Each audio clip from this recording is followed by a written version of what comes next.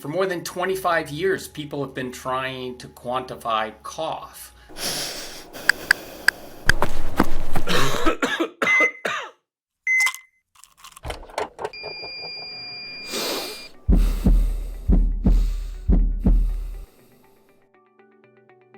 Coming up with effective therapies for cough is a critical challenge, and important in doing that is to actually understand when, where, and how much people are coughing, and to know whether the drugs that are being developed actually work in the settings in which people are coughing.